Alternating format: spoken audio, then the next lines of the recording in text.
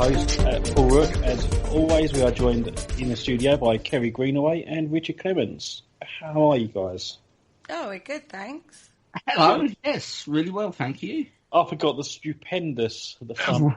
Well, you know, we've actually fallen in his estimations, Kerry. Clearly we have. And he's also missed out that we're exclusive to the Paranormal UK radio network. I did, but I did that on purpose just to test you. Oh, okay, yes. Test, okay. Yeah. It's going to be a testing kind of show, is it? Yeah, why not? Oh dear, okay. So what you been up to then this week?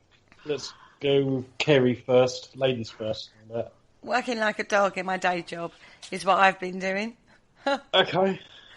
Yeah, and I haven't really sort of been up to much since the last time you spoke to me, but yeah, sort of just trying to get through bits and pieces, and you know, it's strange times. That's all I can say. Very much so. Have you been on many adventures? No, I haven't. The weather here is still in that change mode, and it hasn't let up much really. But I'm hoping to do something this weekend. I haven't checked the weather forecast, but I'm hoping to pop out at least one day.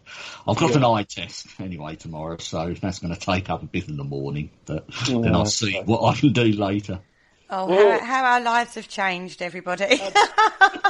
You're looking forward to going out for a blinking eye test. It's crazy, isn't it? Exciting times, isn't it? Yes. Well, maybe after tonight's show, you might have a few locations you want to hit. Oh, let's hope so. Because we're talking about landmarks and like the strange and mysterious and stuff, aren't we, tonight? Mm. Yeah, that's right. I have been to a couple of these. Okay, so where are we going to go to first? Can we go to Wiltshire first? You want to go to Wiltshire? Oh, we like Wiltshire. Lovely county. Okay. Yeah, it's okay. A bit wilty there, but... A bit wilty. In fact, we're going to go to the Salisbury Plain, where the fantastically iconic Stonehenge is. Now, I've driven past this, and I've been there, and when I went, I was lucky enough to get actually quite close to the stones, whereas these days there's a massive tourist centre, which is like a mile away from the actual stones, and then you have to take a bus to the stones, and then you're actually fenced off quite a distance away from the actual stones themselves. But when I went, it was not as fantastic as that, and you could get quite stones. Now, it's one of the most weirdest sensation places, because when you go past it, you think, that's not very big. Mm-hmm. And then you sort of like get near it and you think, that's quite big. Then you get closer to it and you think, it's not that big. But then you get closer still and it's really big. Do you know what I mean? It's one of those where it's really hard to you know, it's the perception of it is very hard to gain. Like when people drive past it on the road, there's a main road that drives past it. It doesn't look much at all, but trust me, when you get close to it, it is enormous. You know, like the stones are fantastic. They're amazing. And it does bring up a lot of questions of how the hell did they do that? Well, look at that a little bit. As you were saying, I've never been fortunate enough to actually go up and sort of to the stones, but I've driven past them many a time, and I've always sort of found it a bit of an anticlimax, to be quite honest. I think, they're small, but I'll have to take your word for it, Kerry. So there's obviously some sort of surreal portal you must go through as you're getting closer to them. I'd say it is very strange. It's like a wormhole. It is just like a wormhole. You look through the wormhole and you can see it miles and miles away. And you actually go through the wormhole and it's a lot bigger up close. Yeah. That's what we'll go with. Yeah, we'll go with that. It is a strange one, in all honesty. Now, you can't go inside it unless it's like at one of the solstices, because they used to open it at the solstices for the people to go and celebrate and whatnot at that point. And I've not done that bit. I've just gone as a tourist. I have to say, last time I went, I thought it was extortionate. I know it's a World Heritage Site, and I know they have to, like, protect it and, you know, fund it and all the rest of it. But I kind of felt it was a bit extortionate to go now. Yeah, I should imagine it's a bit of a tourist trap, isn't it? That's one of the sort of iconic world sort of landmarks, and yeah, I think they are going to sort of cash in on it.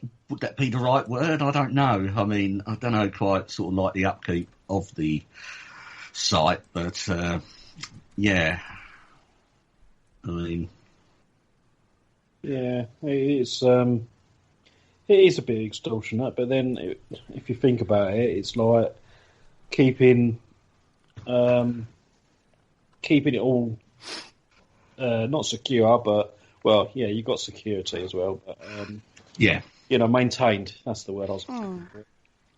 Yeah, and you've now got the like visitor centre down there, and they've got like a little museum in there as well now. yeah, they All have. that. But, Yeah. because the site itself is so much more actually than just the stones. I mean, the stones is what everyone focuses on because that's what they can see. That's what you can see and touch. It's tangible, and that's what when we look at all these on land sites, it's terra firma. You can see it. It's tangible. You can touch it. Makes it a lot more real, and it brings up a lot more questions to you when you do sort of see it. So, let's have a little look at the basic history of Stonehenge, because I say it goes back a lot more than the stones that you see today. Oh, absolutely. And apparently, it was built in several stages, and the first monument was an early henge monument built around 5,000 years ago. And the unique stone circle was erected in the late Neolithic period. Half that, basically 2,500 BC, which is like the early Bronze Age. And there's lots of burial mounds around it as well. There's loads in the surrounding area, which I think people forget. They focus on the stone circle, but if you look at the entire area, because we've said this before, haven't we, Richard? But if you look at the entire area, there's sacred wells, holy wells, those kind of pagan ritual wells. There's loads and loads of burial sites. There's so much archaeology in that area that people forget about. Well, yes, I mean, if you look at a top view from Stonehenge and the broader landscape, I mean, it's dotted with barrows, as you say, sort of sacred wells and stuff. I mean, and there's certainly a lot was going on there through a prolonged period of time, but obviously sort of you've got Stonehenge, which is like the main focus. But it's quite surprising to sort of note that, sort of looking at the research, I mean, the actual stones you see now are sort of were constructed out over a period, but they are relatively sort of modern. They are the later addition. I mean, the landscape around there was venerated, for lack of a better word, a long time before they started to sort of build the stone monoliths. I mean, it was suggested that there are some earlier structures, and there's like 4 or 5 different pits, 3 of which appear to have held like larger pine, like totem pole posts. And that was like from the Mesolithic period. Yeah. About 8,500 BC. Well, they think sort of places like Stonehenge, Avebury, which I'm sure we'll touch on, where the stones sort of are, they are like sort of modern churches built on earlier sites, the same as Stonehenge. I mean, back in sort of like 8,000 years ago, these henges were being constructed, but they were more sort of, and they were built from like tree stumps, sort of, they were like totems. Yeah. Like you would have had sort of forests of sort of man-made sort of totems dotted around the landscape. So you can certainly see the evolution, from, so they went from the wooden uprights and moved on to the stone uprights. Yeah. I totally agree with that. And it was like, obviously that in that early period as well, there was a lot of woodland covering the whole of that area, so they would have had plenty to to build it with. It certainly seems that the Salisbury Plain area that Stonehenge is constructed on, and that area in general, and as you touched upon, Paul, back then most of the UK would have been wooded. It would have been forests, but the Salisbury Plain sort of area was probably the only sort of area in the country that was relatively sort of unforested. It's just part of the natural geology. I believe it's quite chalk-based underneath, so it would have been an open space within the bigger forest that was around the whole of the country. So you can see why perhaps this would have attracted people to actually sort of venerate it as a sort of like a grove or something like that, or albeit on a much bigger scale. Yeah. It's a fascinating area.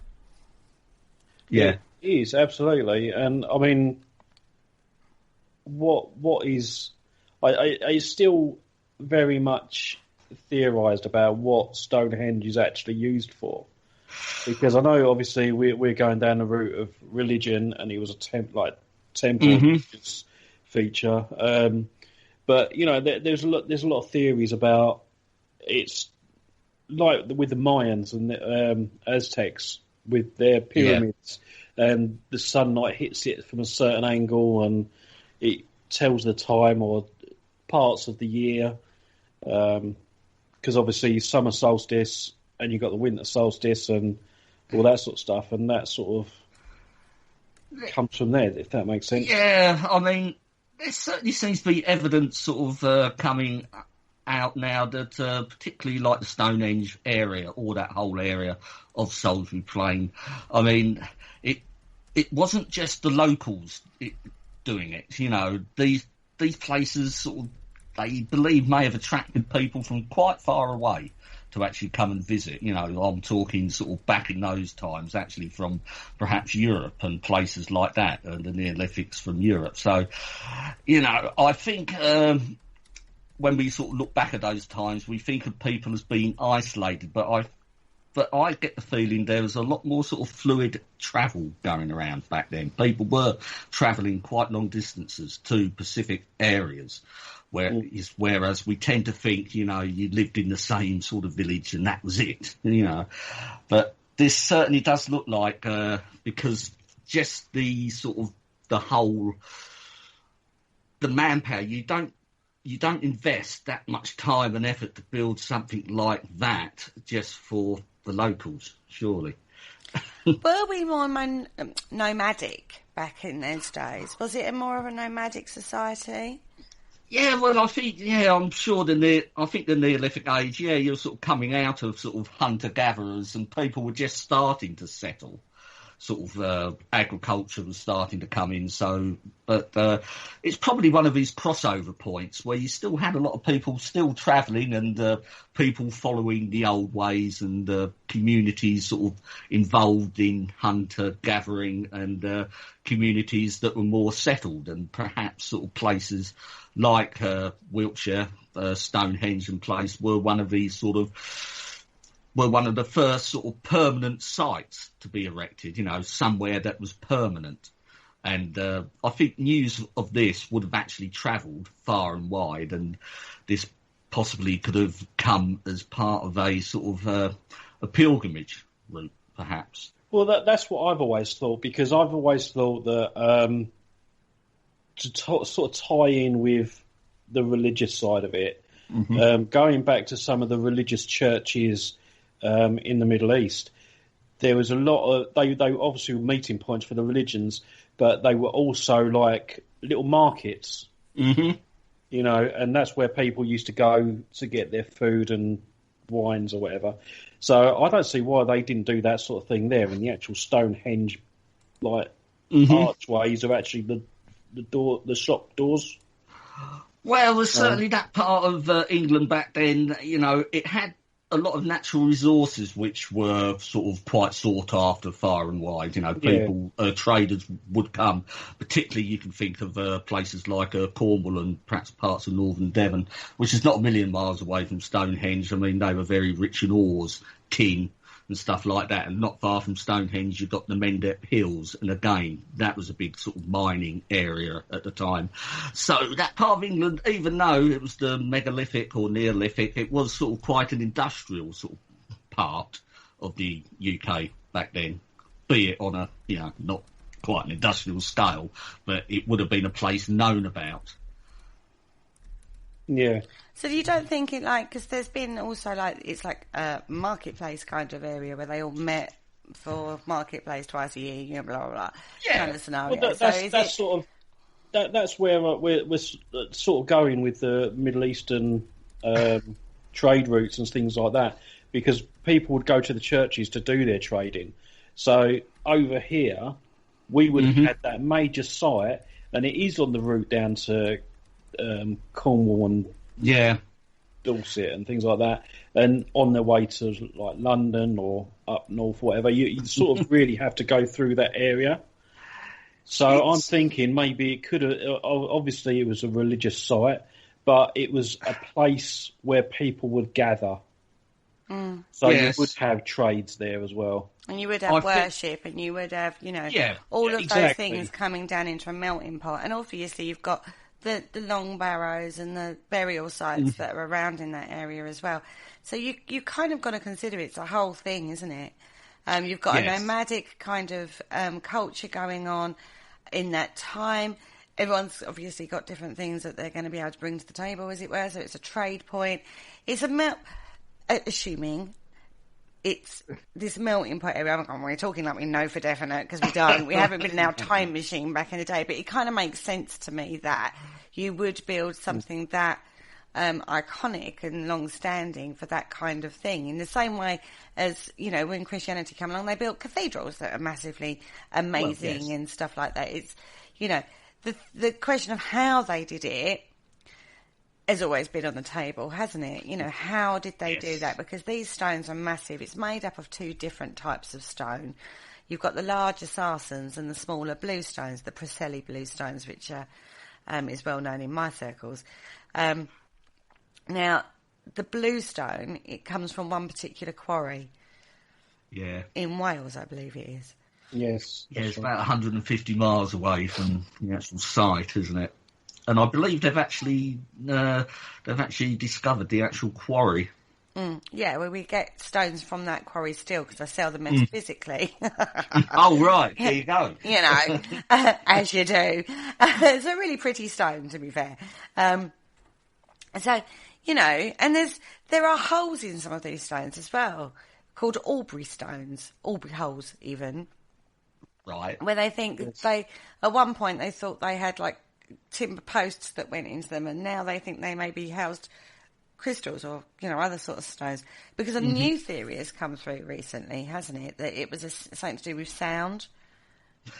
Well, there's certainly something that sort of interests me. They are doing a lot of sort of work with sort of infrasound and stuff around the stones, even though Stonehenge is sort of not complete. I mean, it has deteriorated over the years, and they've done stuff, but they've been doing.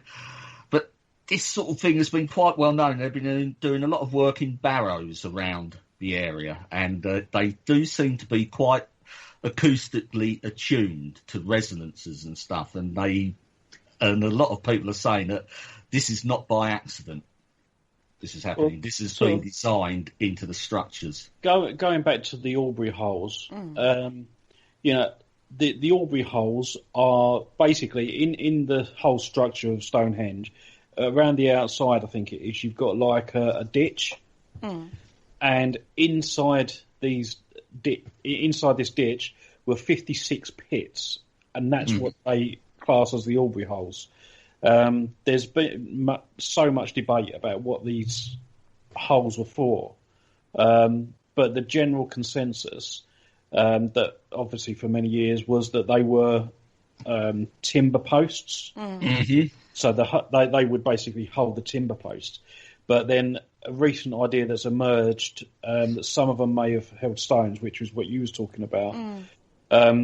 Within and around the Aubrey holes, you've got people that buried cremations.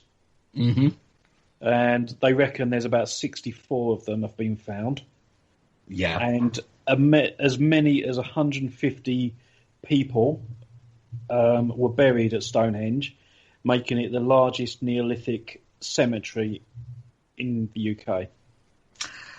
It seems to be quite interesting in itself because burial, I didn't, it's, again, that's something permanent, isn't it? I mean, I'm not too sure how hunter-gatherers sort of back in the distant past sort of treated their sort of like dead, whether they sort of, but it seems to be, they're moving into actually sort of, in some aspects, trying to preserve their dead, and I suppose burial, you would think, would be a sort of an attempt at preservation, so so there's certainly, but as Stonehenge has sometimes been referred to, and we look back at that time, perhaps it's sort of some form of ancestor worship going on as well, which was very important and still is to a lot of indigenous sort of communities today. That does seem to be one thing that is quite universal. It makes you wonder whether or not they were actually aware of the significance of particular stones and what they contained.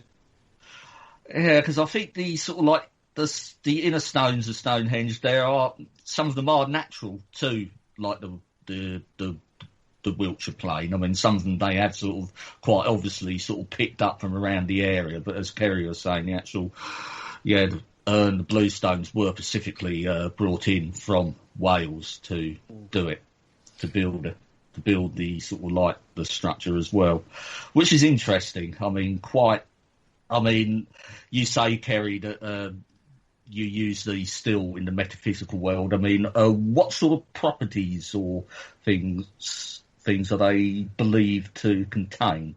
Funnily enough, it is about linking to your ancestors and amplifying that resonance. It's about working with resonance on that level of linking with your ancestors. Oh, well, there you go. But whether or not that ties back, because they are...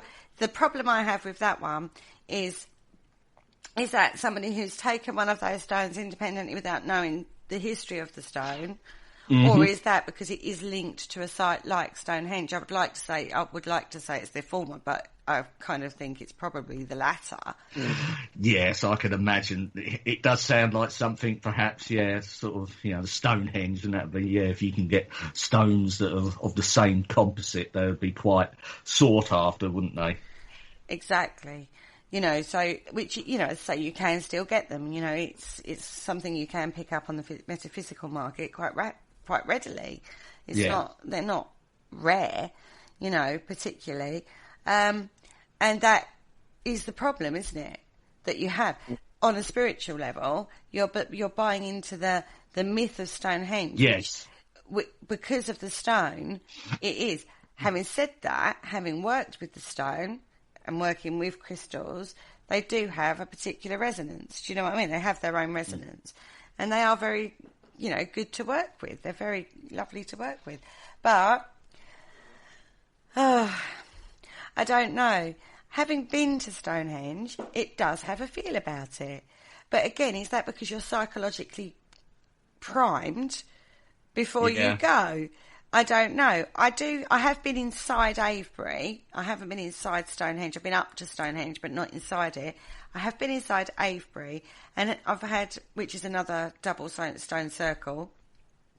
And which is massive, isn't it? Which is huge. And again, it's a double circle, but it's not the same as Stonehenge. It's just individual, standing stones.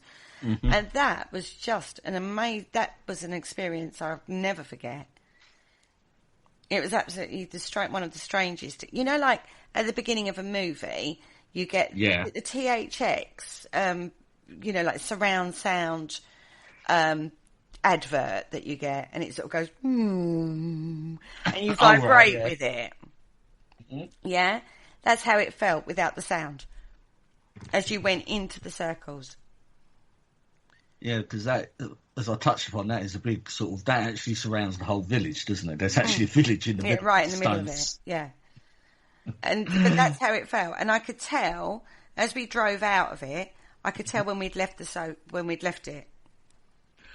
Because Avery, I mean, the actual stones there, they're a lot more sort of rough hewn, aren't they? Whereas Stonehenge, you can see they've actually been sort of, they've had some work done, and they're a lot more sort of blocky, as I say. You can tell. But you can tell they've been hewed into things. But that could be how to do with how the stone carves. Like when you're like how you split stone. Like shale or slate. Yes. How that forms. You can split it, can't you? Yeah. I don't know enough about Preseli bluestone or the other type of stone, the sarsen stones, to know if you can split it that cleanly into blocks. Does that make sense? Yeah. I get where you're coming from. So whether that's a factor or not, I don't know. I'd have to look into that side of it. I've got a feeling it wouldn't, because it's like a granite, it's like a heavier stone.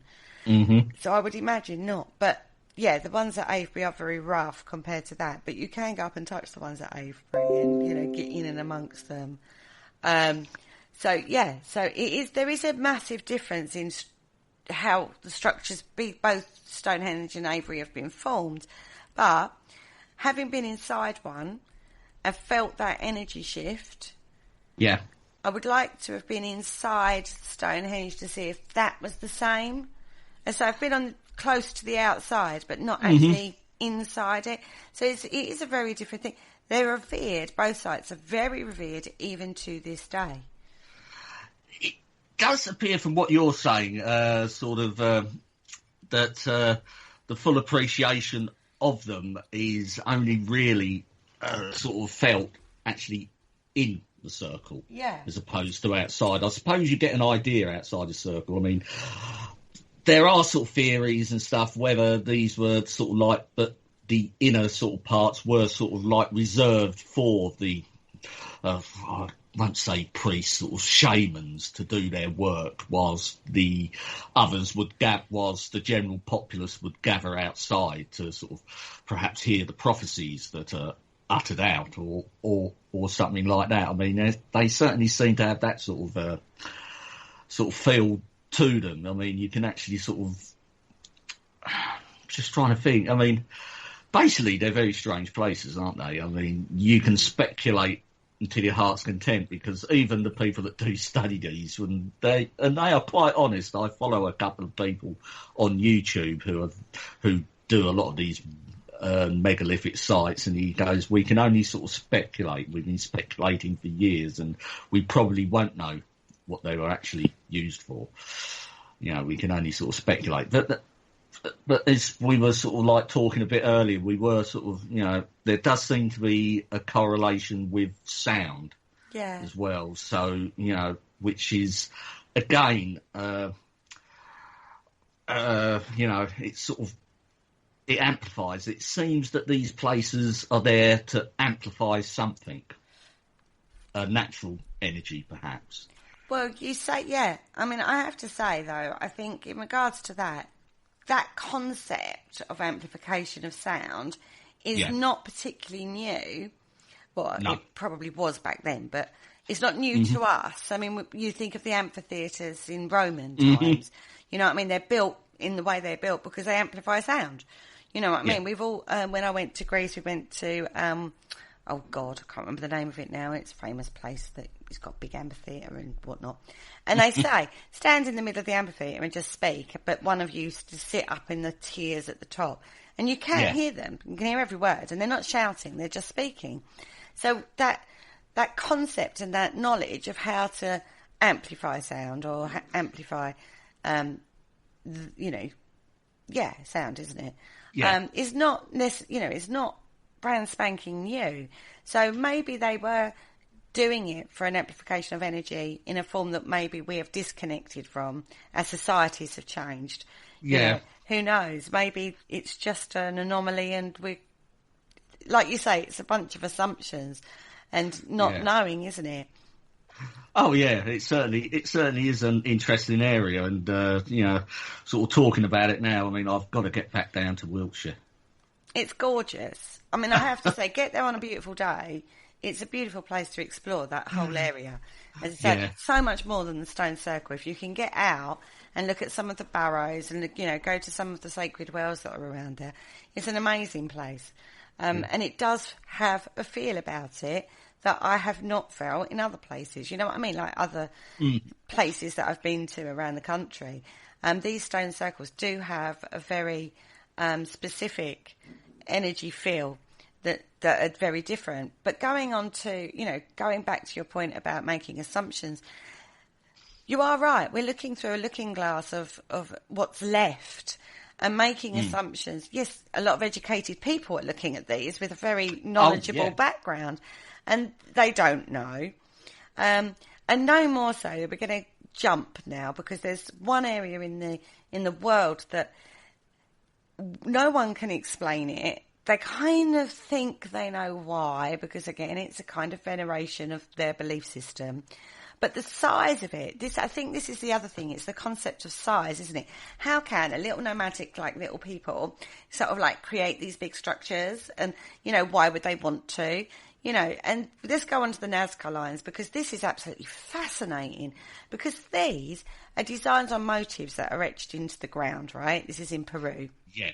They're basically giant geoglyphs on the ground. But from the ground, you can't make them out. It's only from above, isn't it? Yeah, that's right. Which has led to a lot of speculation. But I think people listening will be familiar with certainly a couple of the geoglyphs from the Nazca Lines. I believe there's like a spider, isn't there? And a big sort of man, a big sort of a huge sort of motif of what looks like a man. But Nazca is interesting because it was only sort of more or less discovered relatively recently. I think people were aware that there were some markings on the ground, but it wasn't until the early 20th century when air travel started to sort of come along, and airplanes, sort of like the 1930s, I believe somebody was actually flying over the area, and they actually thought, and what are all these? And this covers a very large area indeed. Yeah. And it's not just about the geoglyphs, is it? It's straight lines, there's geometrical designs in there as well. Some basic ones, some, really weird ones and all sorts of things. But the straight lines, as well as these, it's like you say, it's enormous.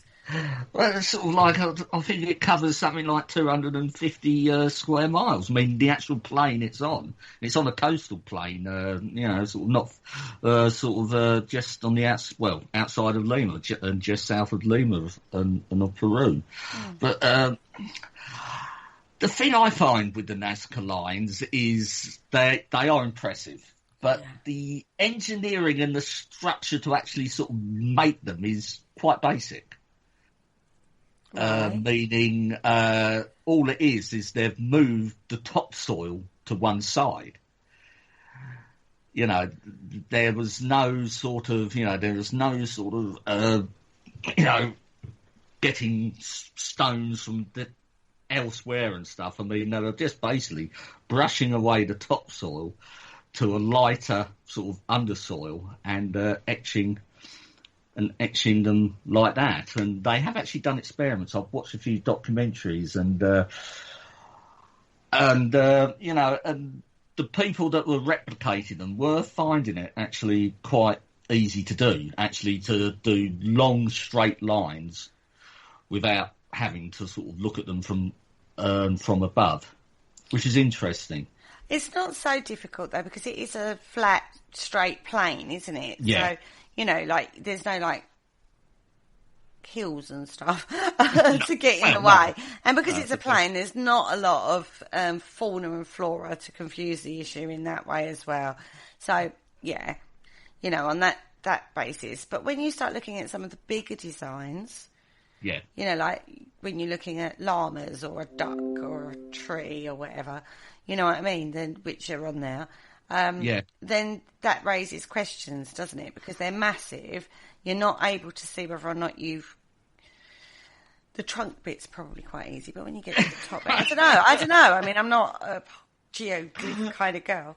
But But they've sort of used sort of straight lines and combined them. I mean, what is sort of interesting in that respect, and especially with the Nazca lines, the fauna, flora that's depicted, the animals that are depicted, they were known about. You know, there's nothing sort of out of the ordinary there. They're not sort of finding sort of really weird sort of things and saying, oh, what's this? I mean, they seem to, you know, they are identifiable.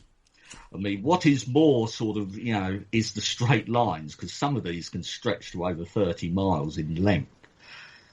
You know, and they're just sort of like roadways, just off into the distance, sort of, and there's been speculation, people have looked into them, and, you know, I think whether it's astronomically, whether they're sort of trying to sort of bring the heavens down to earth sort of thing, which certainly seems to be a theme that sort of plays out across a lot of Neolithic cultures. There seems to be fascination or a need to imprint the heavens onto the ground. But these days our heavens are very obscured by light pollution.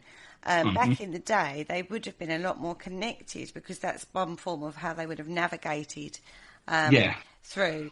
It could be that, you know, so there's that excuse, isn't there, to bring the ufology world and that ancient alien link in. Yeah, let's bring them in. Let's wheel them in. But it could be something as simple as they were a lot more connected to the heavens, not through an ancient alien, but because of their use of the heavens.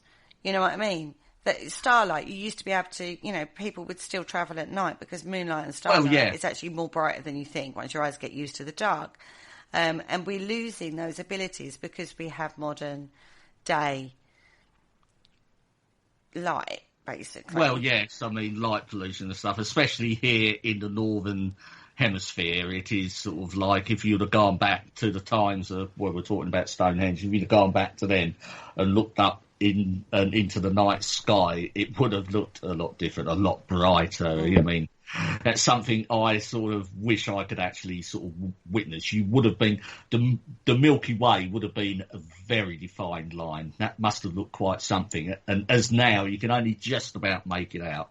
You know, that sort of, you know, very sort of light, but sort of the Milky Way is, you know. I've experienced that. I lived in Australia for a few years, and it's southern hemisphere. There's a lot more to sort of see in the sky, and plus it's not so sort of like polluted, especially where I live down in South Australia, which is not far from the Antarctic, really. So I used to look up into the heavens, and you know, it was a lot brighter, and it had a lot more depth to it. It's quite weird to sort of, and thinking back on it, but it wasn't like here in the northern hemisphere. You look up, it's very sort of two-dimensional. You know, they're just little stars, some big, some small. You know, but they all seem to be sort of on a flat surface. Whereas when I was in Australia and looked up, there was actually depth. You could sort of perceive distance.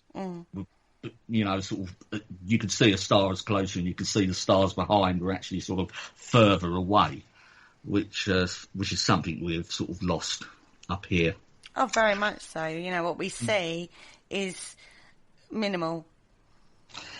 But it's interesting what you're sort of saying, Kerry, and what we're speculating on. I mean, it was definitely important to them to sort of, well, definitely to invest that amount of man hours to actually sort of make these glyphs. I mean, humans are quite sort of, you know, we don't tend to put a lot of time and effort into something if we don't get anything out of it.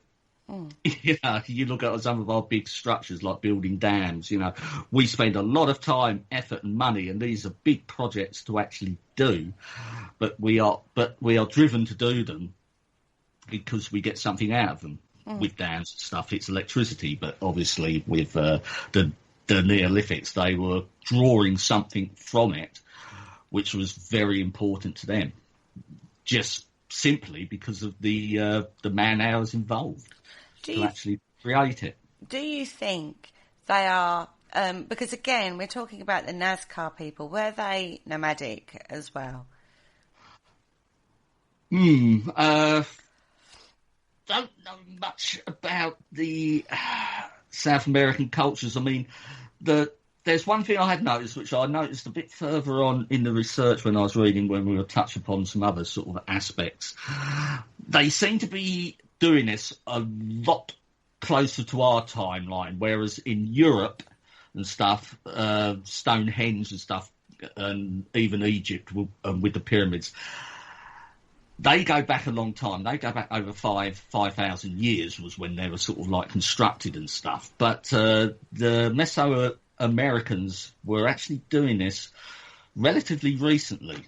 So that is quite telling, even up until when the conquistadors came along, even though this is not the Nazca Lines I'm talking about. I'm talking about the Mesoamerican pyramids, which we'll come on to a bit later, but these were actually still being built and used, whereas the stuff here in Europe we tend to sort of come across and they've always been there, but we don't know what they're for because they've been there for millennia.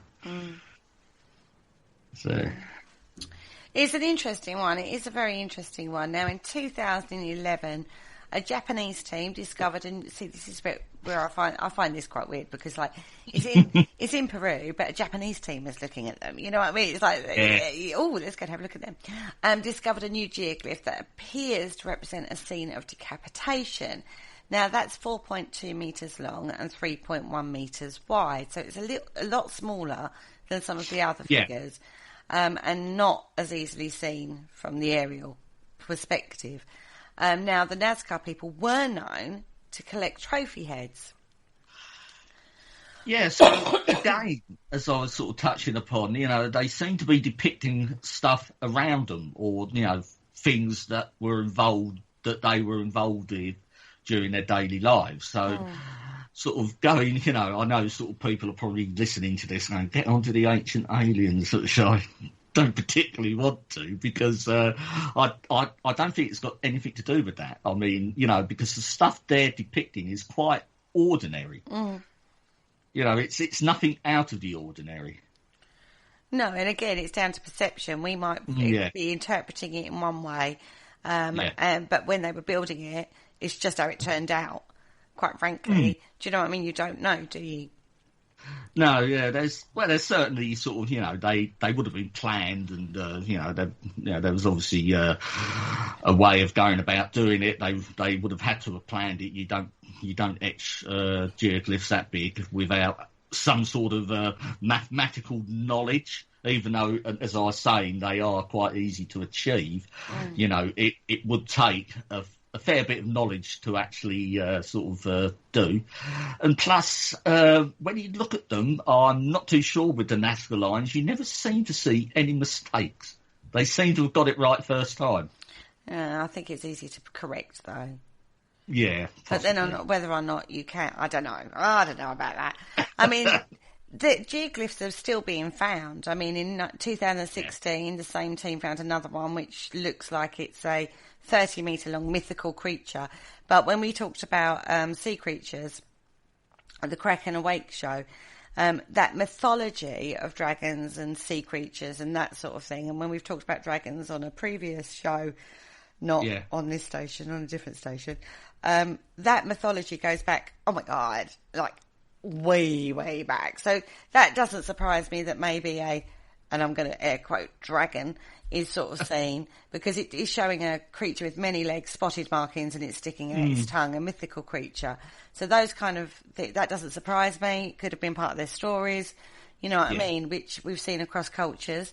And in 2018, Peruvian archaeologists announced that they'd found 50 new geoglyphs in the region using drone technology, which is closer to the ground. Yeah. And so you can map it better. Right. I can, funny enough, I can remember watching a documentary about the Nazca Lines, and they were sort of, it was concentrating on the fascination that you could only see them above. And they were actually speculating that perhaps the Peruvians, they may have actually had the technology of flight, but not sort of, nuts and bolts and machines, but they may have been using forms of rudimentary hot air balloons, which really? to go up and survey. I always remember it. They actually they took a lot of materials they would have had, sort of animal hides and stuff like that. They constructed a very basic air pocket. They heated it up over a fire, filled it with hot air, and they slung like a wicker. It wasn't like a basket; it was like a saddle underneath, and suspended it. And, they went for a little flight. Okay. Well, we've seen many things over the years. It's a possibility. I can't sit here and discount that. Who knows, right? Maybe they did. No. Maybe they had little balloon flight kind of festivals going on. Or maybe they didn't. Maybe they just started small scale and scaled up. Who knows? Yeah.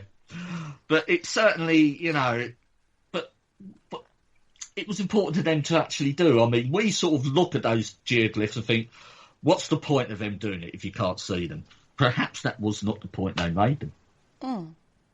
There was certainly, I know sort of like the popular theory is, they were signposts and sort of stuff for our sort of alien friends to come and visit us and land and stuff. But, you just look at the area and stuff. It meant something more to them than just that.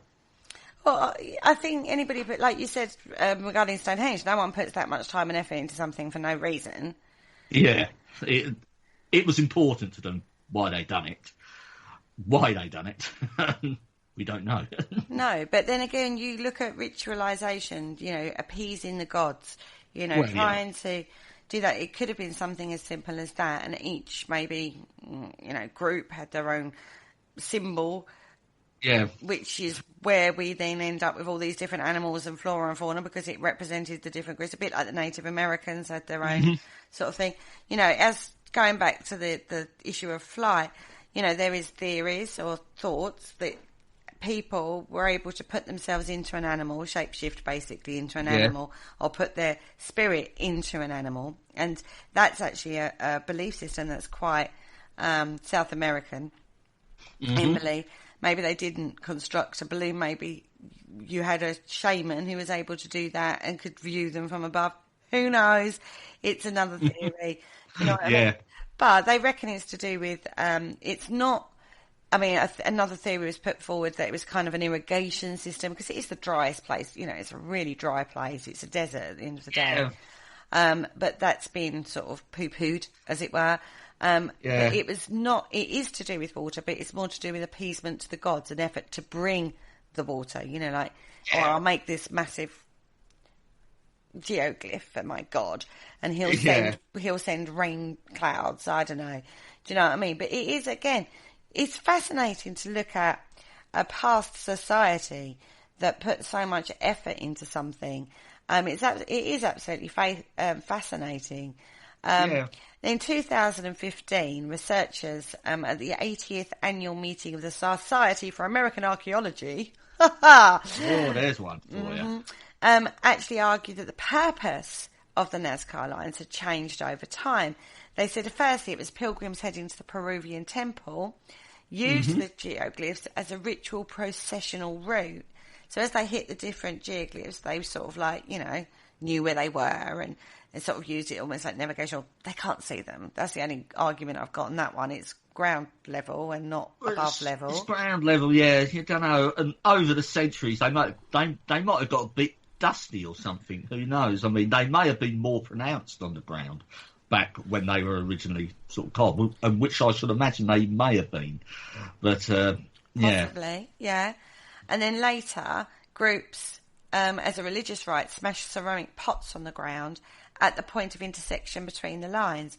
So, I love that, though. Even the archaeologists and the historians and people like that argue points and look. It's finding that nugget of truth within the remnants of evidence. I mean, because Yeah, it's like the Neolithic people, or the people that done the Nazca Lines, the pyramid builders.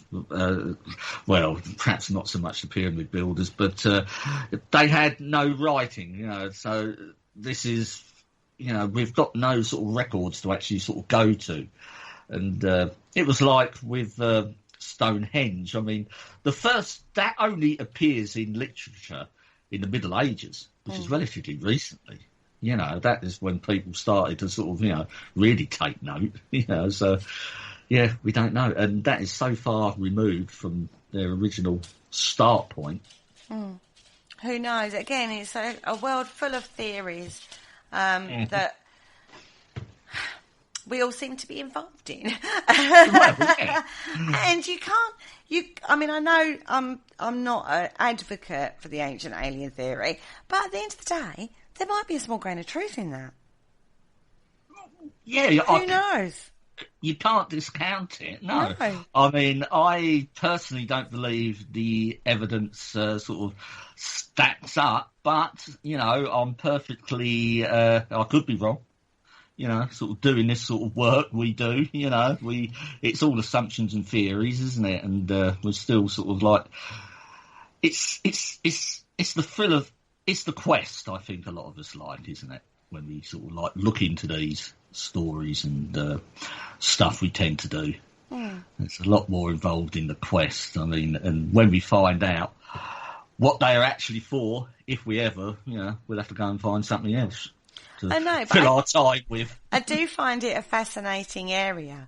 I can't discount that. I mean, when we've spoken to people who are very good advocates, or big advocates, should I say, for the ancient alien theory, and when I've read certain people's work, they make a good argument.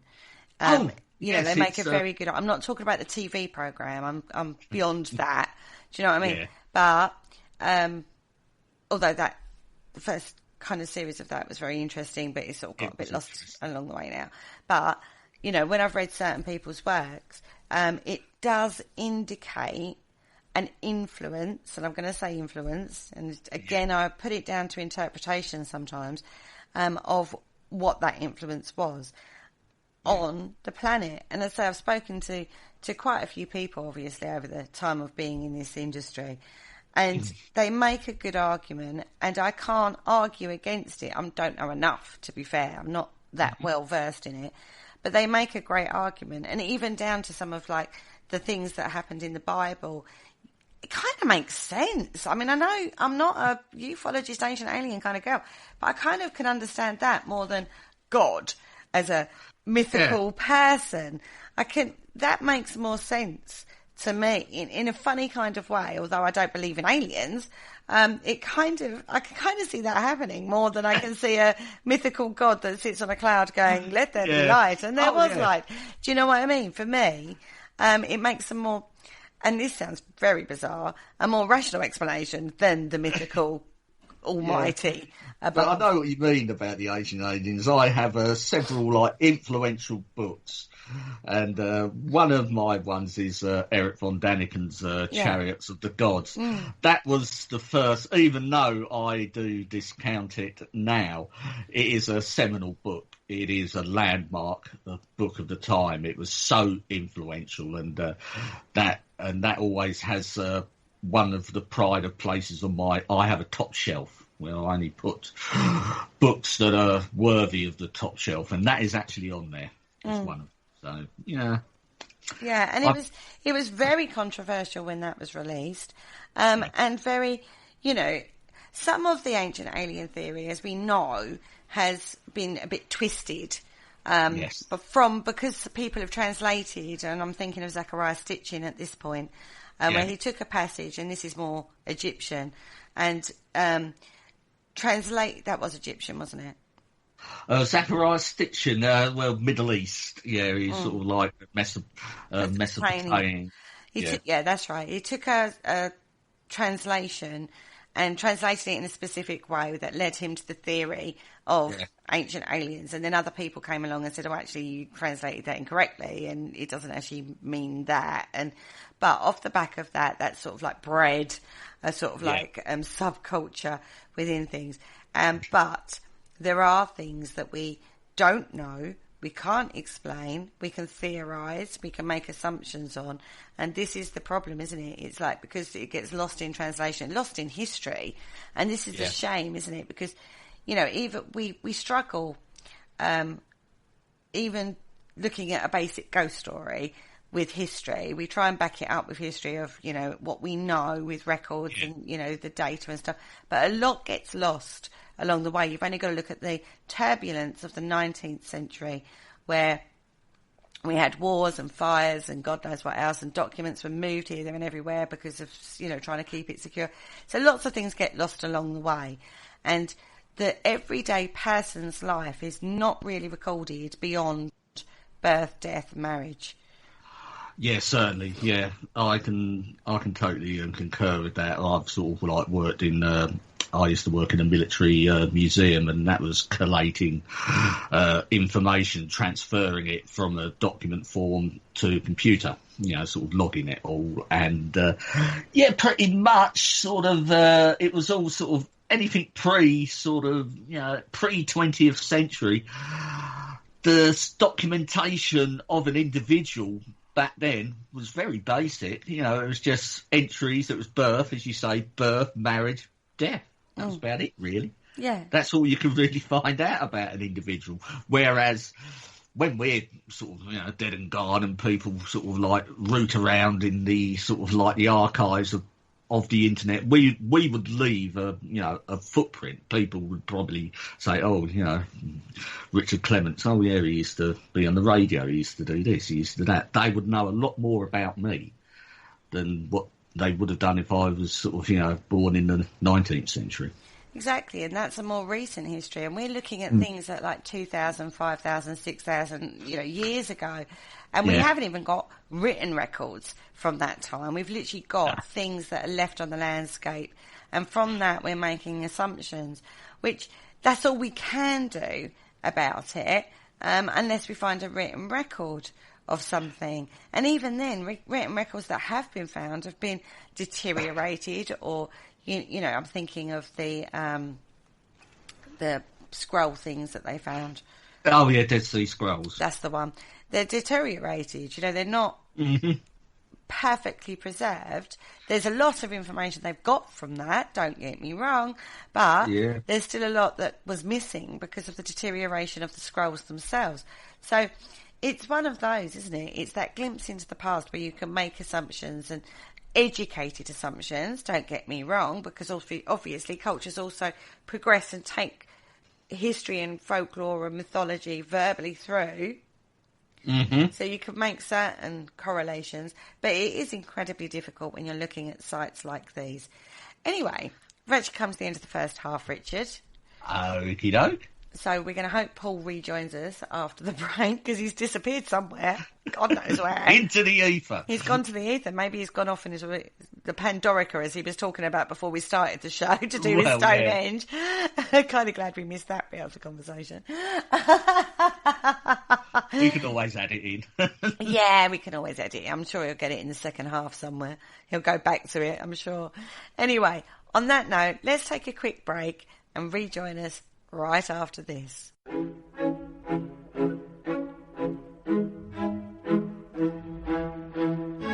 Hello, Harry Price here. If there's nothing me and my friends enjoy more here on the other side, it is to sit back and relax and listen to the Paranormal Concept Show, right here on the PAUK Radio Network. Broadcasting a plethora of interesting and informative content for all your paranormal needs. Find them across social media to keep up to date with forthcoming shows and all their other adventures. Hello, is there anybody there? And welcome back to the Paranormal Concept Show, exclusive to the Paranormal UK Radio Network. Now, we managed to find Paul. He's come back from the ether. You're back with us, Paul? I am, yeah. And I really struggled getting over that Pandorica. We knew he was going to bring that in. It was really hard work, especially getting past the Dalek. That was awful. As soon as the Pandorica hit it, up it went, you know. That's the problem. He starts talking about Stonehenge and he disappears on us. Yes. The Pandorica got me. I was having a good look around Stonehenge and bang, you know. Next thing you know, you've fallen in the Pandorica. Oh, my Lord, above. Well, we've got your back anyway. Yeah, that's it. The main thing. Just in time to talk about pyramids, I believe. Yeah, because before we broke for the break, we was talking about the Nazca Lines. Yeah, that's an interesting one. That is, and I always remember looking at those and thinking to myself, well, could they have been like the different images from the stars? Like the Romans had the archers and things like that. Because whoever made them thought, that looks like a giant spider. We'll mimic that on the ground. Well, we did sort of say we felt very much like it was a reflection from the stars, because they're a lot more connected to the stars than obviously we are nowadays. We are very disconnected from the cosmos, whereas they would work very closely with it. It's, a form of navigation. We know that from the Vikings, and places like that. And obviously with light pollution, we lose a lot of it. So, absolutely. whereas back in those days, they didn't, because they didn't have that problem. So, so who knows, right? But it's fascinating, and it never ceases to amaze me when I see pictures of them. Yeah, absolutely. They are amazing feats of engineering, really, for the era. I think a life goal or a bucket list moment would actually be the hot air ballooning over them to see them. I think that would be a bucket list moment. I'm not sure I'm brave enough to get up into a hot air balloon, but hey, who knows? Who knows what will happen in the future? Yeah, exactly.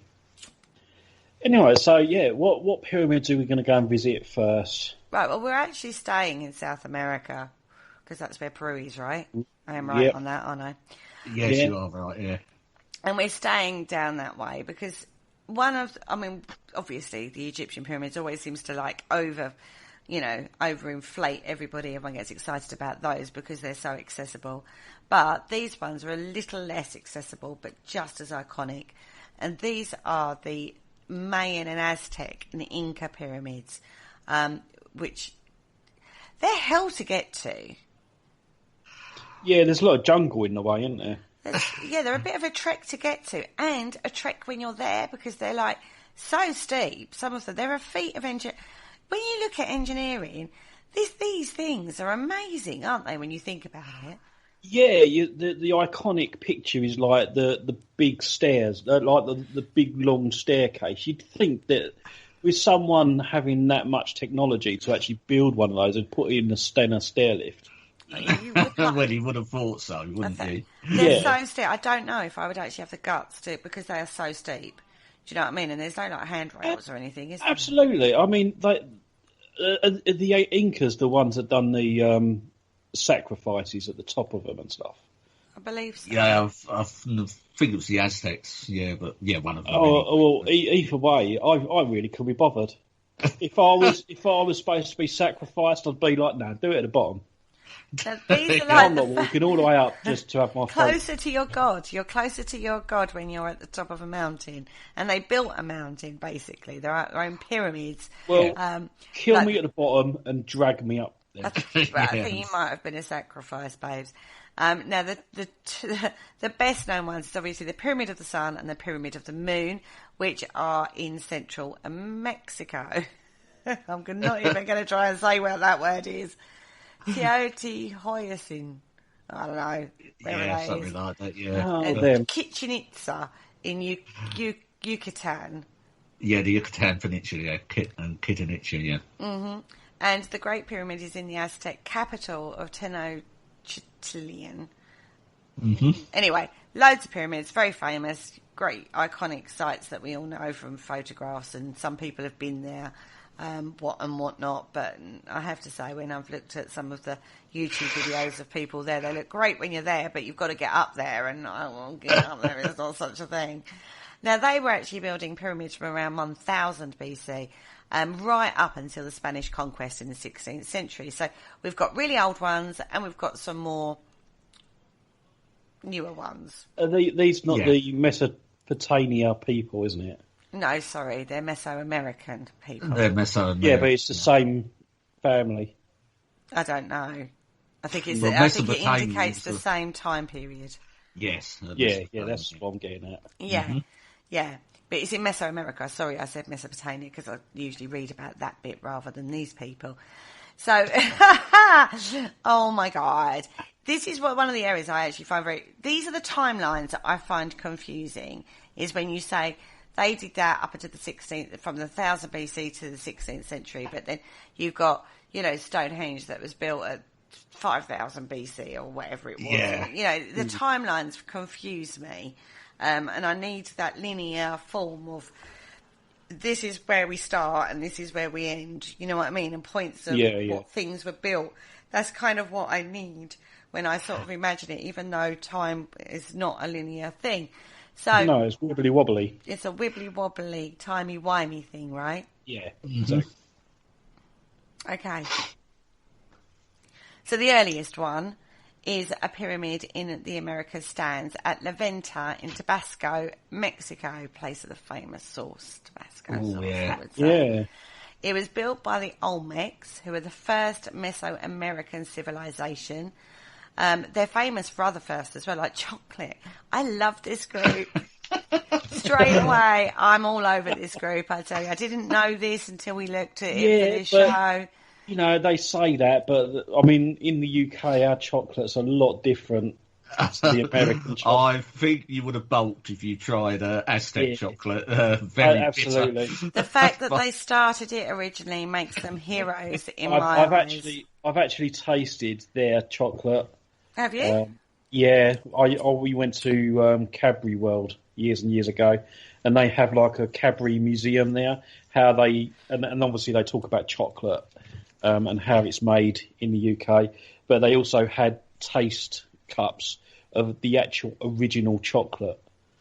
And to be honest, I really can't see why it actually became as famous as it is, because that stuff was absolutely disgusting. Oh, it was foul.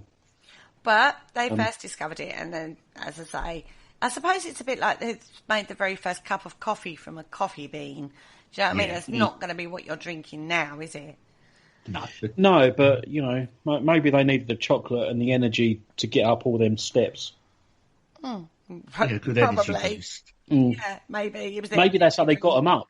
Yeah, they maybe. Put a big stick with a bit of string dangling down with a big bar of chocolate on the end, and the bloke was like running up the stairs to get his chocolate. If it was a galaxy bar, I'd have been up there, I tell you. Well, you never know, do you? You never know. Now, that pyramid dates between 1000 BC and 400 BC, and American pyramids were generally built of earth and then faced with stone, then a stepped, layered, topped by a platform or temple structure. So that's how come we get that iconic step kind of thing, is from these pyramids, basically. Yeah, they say, there's some sort of connection with sort of like the ancient Egyptian pyramids and the Mesoamerican pyramids. But, again, as I was sort of like referring to during the Nazca Lines section, I mean, these are relatively modern, and the building techniques are very different. Even people say they're pyramids, you look at them and they are different. And if anything, the Mesoamerican pyramids seem to be more functional. You look at them, and they've got stairs in them, and they have platforms at the top. You can look at one and sort of work out. It does have a function, whereas sort of like the Egyptian pyramids are still a bit of a mystery. But the Egyptian pyramids were much older than the American ones. Yeah. So it's like Egypt had the pyramids first. Yeah. Which is quite surprising, really. I find it very interesting with the Mesoamerican ones, and as Kerry said, they were sort of earth mounds, and then they sort of just put a brick facade around them to hold it all in. So they'd be sort of quite sort of basic construction as regards that. And what's also interesting, they seem to encased them again. They seem to build on top of them and then on top of them again as sort of different rulers come into power and stuff. It seemed to be something they'd done was to sort of touch up the old pyramid a bit. You know, we all got a new ruler. Let's put another layer on the pyramid. There is something that about that though. Is like the ruler is appointed by the god, the deity. And we had that with kings, didn't we? You know, they believed that they were ordained by God. You know what I mean? That was their God-given right because God chose them to be king because of their birth right, you know. Yeah, lineage. Sure. And this is sort of a similar sort of thing. So when a new ruler came along, they would rebuild the pyramid, saying that it was a process of renewing the king's relationship with the gods. I don't know how they chose their kings, though, whether or not it was a hereditary thing or whether or not it was a chosen thing. Or it's a combat thing. I don't know. Who knows, right? Who knows, yeah. I'm not too sure on that myself. Now, the pre-Columbian pyramids were not intended as burial chambers, which this is a lot of the misconception about pyramids in general, is they also always a burial chamber. It's not. I mean, even like going back to Egypt, we know that there's the Valley of the Kings, which was the burial bit, and the pyramids weren't actually the burial chambers at all. So that's why we don't know what they were really for. But these were definitely a place of worship and of sacrifice. Yeah. Yeah. But they were built as almost like homes for the deities, where obviously in like other cultures, the gods would always reside somewhere up in the sky, whether it be the clouds or space or whatever. But these deities lived in these chambers in these. Yeah, they seem to sort of like they represent. I think their deities, by the sounds of it, like today, we think of, say, if we think of God, or if we think of it as something quite detached, something far away, something beyond, Yeah. But certainly in the Mesoamerican sort of like cultures, I mean, their gods they had houses built for them. They lived in their street, in their towns, they were there as opposed to being detached. Well, the Romans did to a point as well, because they had like big places of religious importance for individual deities. And yes, I would have thought the Greeks as well, because they were sort of on that same line of thinking, just different gods, different names. Yeah, you can probably look at the Mesoamerican pyramids as sort of quasar sort of type churches, but a lot more would have gone on with them. They probably would have been an administration centres as well. They probably were dual for what they used them for. I mean, they probably weren't solely for their religious practices. They probably would have used them for trials and all sorts of bits of pieces and meeting places again, when the administrators would go out, perhaps, I don't know, collecting taxes, if they did collect taxes and stuff. So these were probably multifunctional structures at the time. Who knows? Again, who knows? Most recent excavations, are suggesting that some of the pyramids did include tombs, but there was also evidence that they were used for military defence as well. Yeah. So who knows what they were for? They could have been, like you say, multi-purpose. Yeah, because I mean, you would have had like God's office at the top, whatever his name was. And then underneath you'd have his bedroom, and at the bottom you'd have all the tax collectors, so people would come in and pay their taxes. Oh, this is bringing me back to Dante all over again. And then obviously you got the military defence, because like you don't want the taxes being given back, so you'd have to protect them from Robin Hood types. Yeah, so as I said, they seem to be multi-purpose, and thinking about it, a pyramid structure would be an ideal defensive structure. Ideal. Higher ground and all that. Yeah, I wouldn't want to attack a pyramid. I mean, Christ, and how do you get up it? Yeah, so. Well, I'm assuming they had smooth sides. No. No, the American pyramids. I mean, again, as I sort of go back to, you look at the classic sort of like Egyptian pyramid, you know, they are literally smooth side, or were originally, but the Aztec and Mayan pyramids, you look at them, they are sort of what you would call like a step pyramid. You have a large base, then it gets a bit, then there's a bit on top, bit smaller, and a bit smaller again, so you build it up in steps. I mean, so basically, the bloke on the top would just throw out loads of nails and broken glass. That'd stop them climbing up the sides, and then they'd come around the front and seal them steps and go, nah, can't be bothered.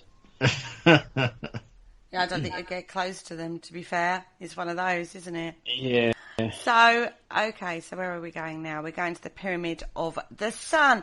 Now, again, very famous one. It's at Teotihuacan, or wherever it's called in Mexico. It's one of the most dominant societies in the Mesoamericans. I'm getting the idea that these kind of were quite a warring race between each other. I don't know. I think so. Mm-hmm. And you know what? They built them in the places, and they thought, I know, we're going to build a pyramid here because in a few 100,000 years, Kerry's not going to be able to say this one. Yeah, I know, right? It actually had quite a large population of about 100,000 to 200,000. There's quite a big difference there, isn't it? Only by one or two. Yeah. Between the 5th and 6th century.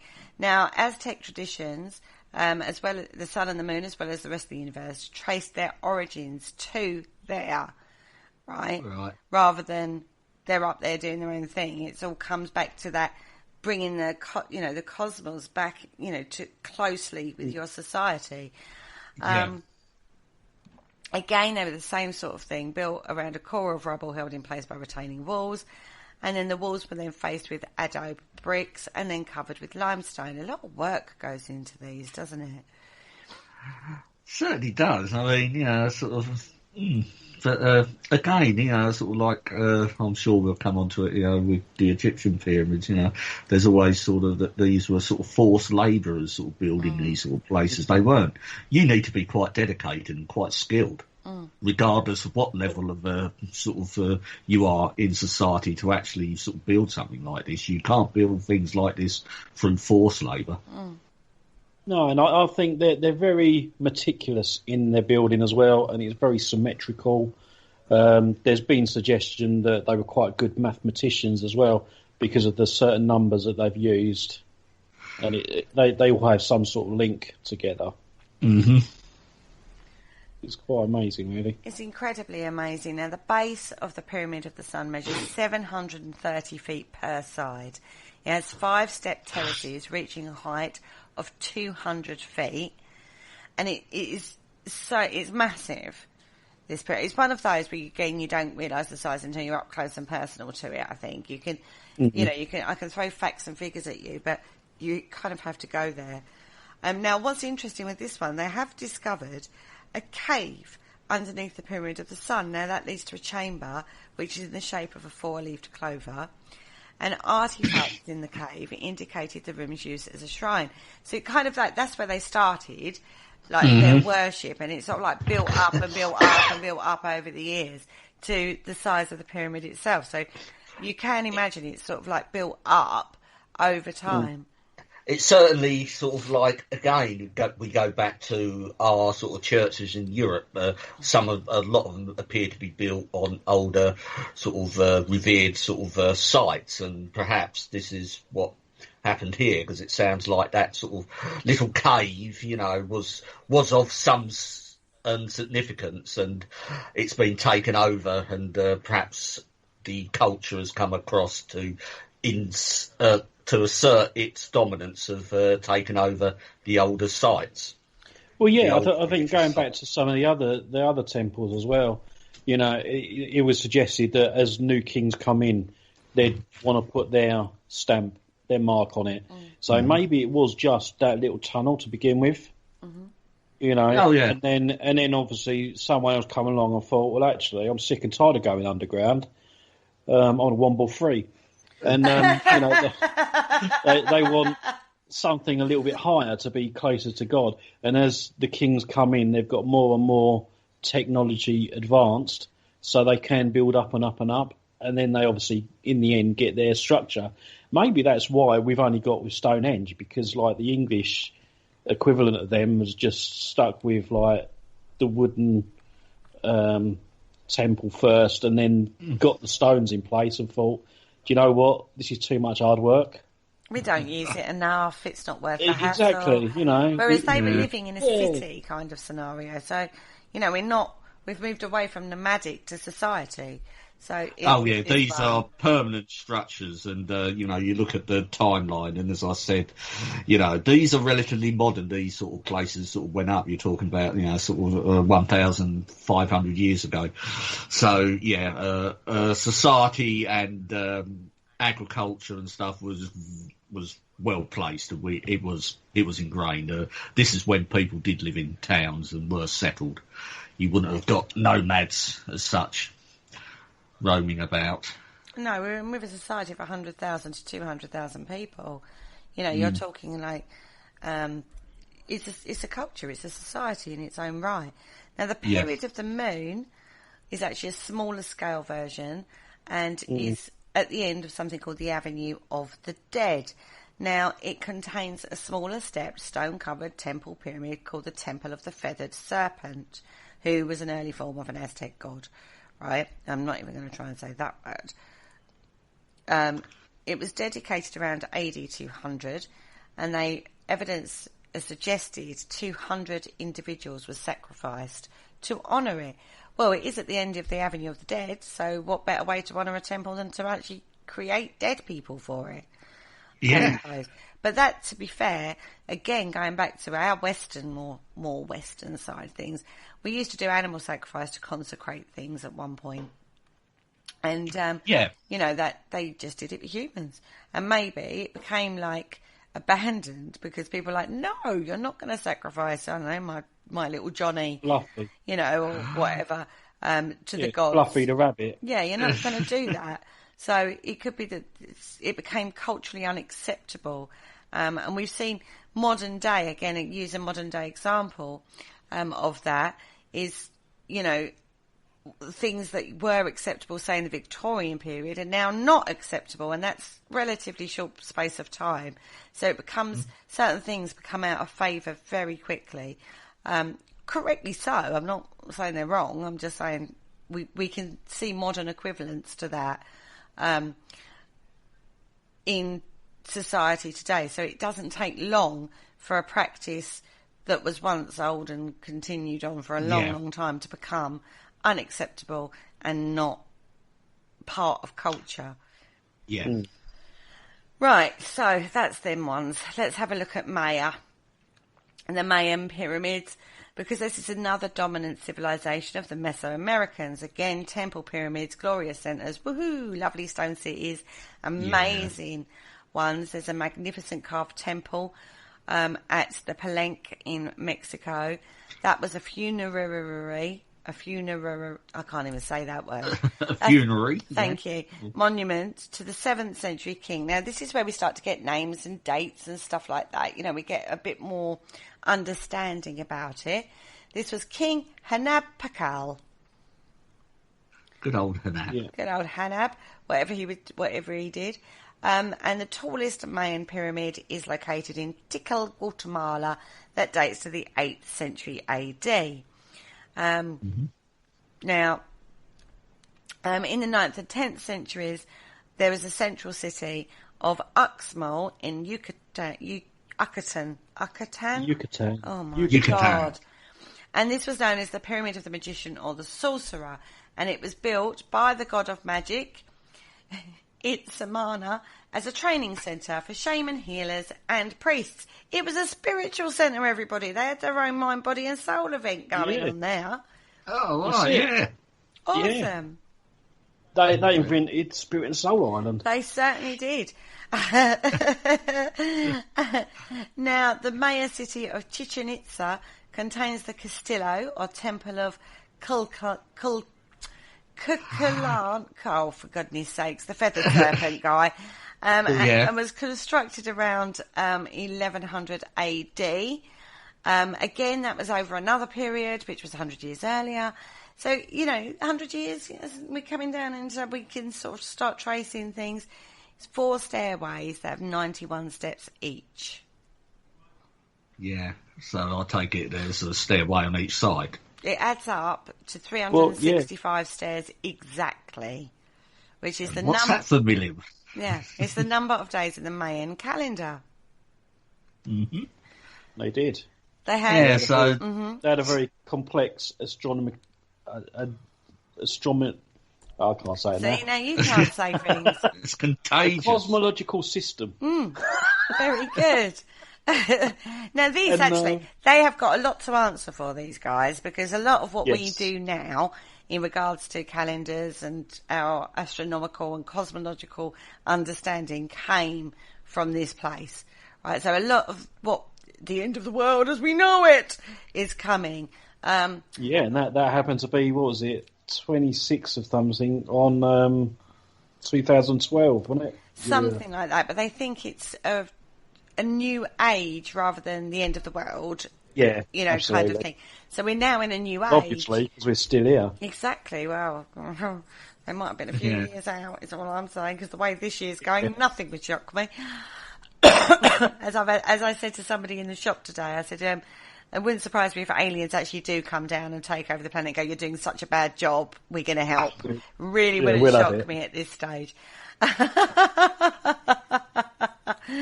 Oh, dear.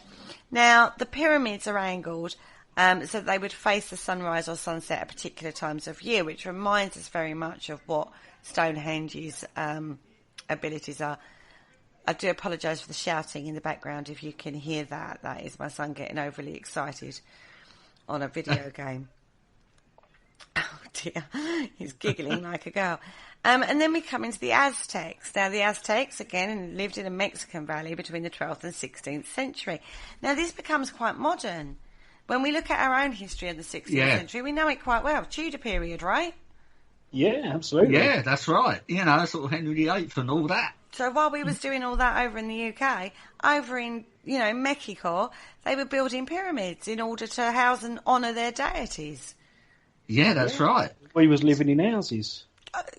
And chucking our poo into the street and stuff. It was so watch out below. Yeah, we were very civilised back then. Oh, dear. Now, the Aztec symbol for conquest was actually a burning pyramid with a conqueror destroying the temple at its top. Now, Tenochtitlan...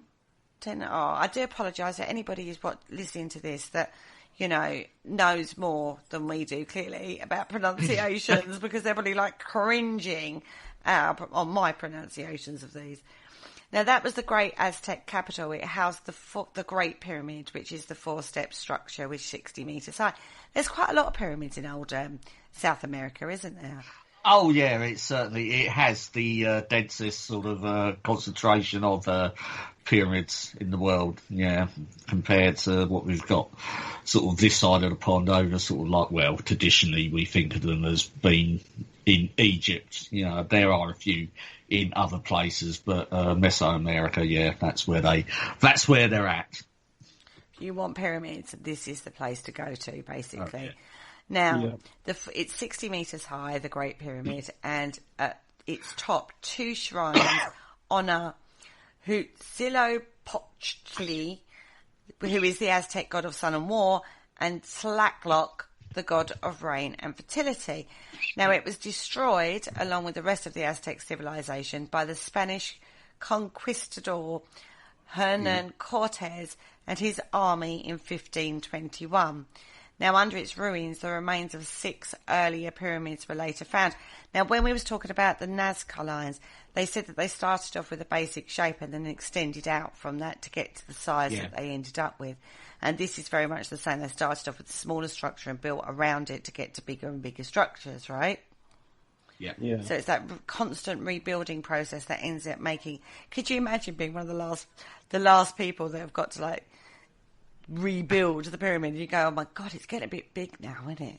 Yeah, it's getting a bit unmanageable. Can't we just build a new one? Can't we start off small a new again? small one. Yeah. Right. Now, there is a very complex structure around there called Cholula, which is basically named for the people that built it. And it's the largest single structure in the pre-Columbian Mexico.